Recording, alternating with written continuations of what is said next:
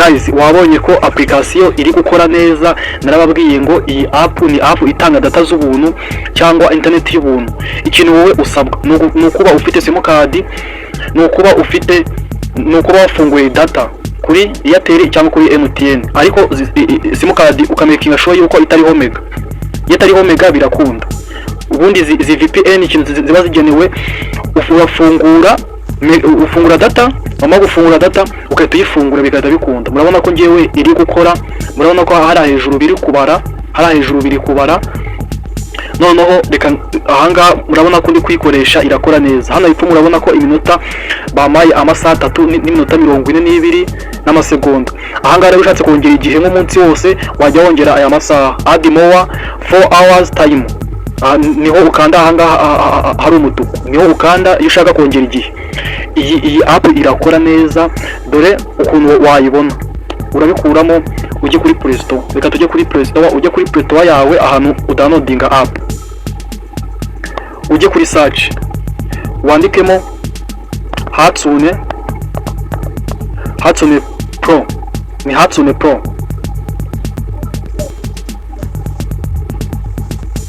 Dore ngiyi Hatsune Pro. Iyi app niyo uza gushyira muri phone yawe. Hatsune Pro niyo uza gushyira muri phone yawe, none ukimara kuyishyiramo ukande kuri open, none nukanda kuri open iwe tugera hanga. Ariko wowe kubera ko ngiye hari ibintu namaze gushyiramo, wowe nagusanga bimeze gutyo, reka tubanze tukande kuri stop, tubanze tubihagarike, none mbere ko bigenda. Uraza hano handitse Rwanda Airtel, noneho aha niho uza gushyira nyine, aha niho uza gushyira igihugu cyawe, aha niho uza gushyira nyine igihugu cyawe kugira ngo VPN ikore.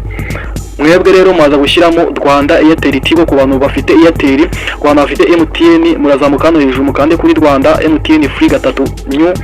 Noneho ku bantu bafite Airtel murakanda hano hari ahanga nyine nge ahanga nashize nyine ari umutuku, Rwanda Airtel Tigo free 3. Noneho hano hambere kuri best performance urakanda, n'ubundi urabirekera muri best performance. Ikintu rero itusabwa uratumanuka hano ifara amasaha, hano ifara amasaha uhashatse urongera amasaha, usanga ari amasaha make wajya wasanga isaha 1 cyangwa 2, urahita wongera amasaha. Hano hari umutuku, nukongera amasaha. Hano hari akantu k'umutuku add more 4 hours time, nukongera amasaha. Rero iyo ushaka kongera amasaha ukanda kuri aka kantu k'umutuku. Ibi byose iyo ubirangije rero itukanda kuri start, ugafungura data kuri simukadi ugiye gukoresha ariko itariho mega, noneho ugatangira gukoresha data z'ubuntu.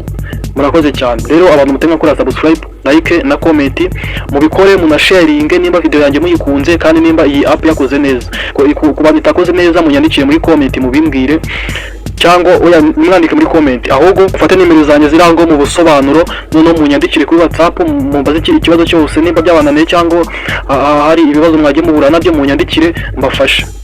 Murakoze cyane rero mukande subscribe, like hamwe na comment, dukomeze tubane.